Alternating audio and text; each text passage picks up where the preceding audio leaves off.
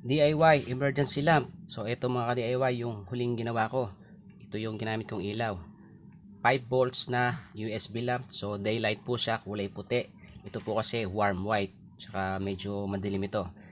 Ngayon mas maliwanag po ito. Ayan, kita nyo naman. Ngayon ang ginamit ko po dito sa ginawa kong emergency lamp na to, Sunrox po nilagay ko. Ayan, Blitz. Pwede rin siya sa salt water pero mas maliwanag yung yung Sunrox.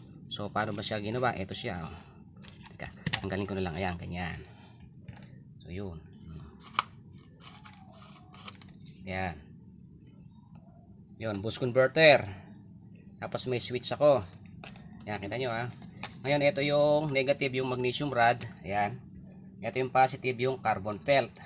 Pumunta siya dito sa switch para mag-on yung boost converter. Ito yung positive input.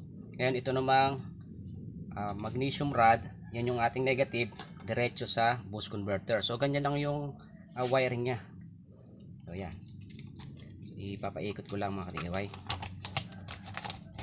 Ayan.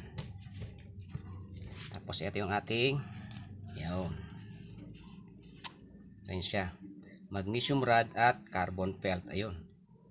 So yun lang mga ka-DIY. O, nyo. Liwanag niya. Oh. Thank you for watching. And follow for more.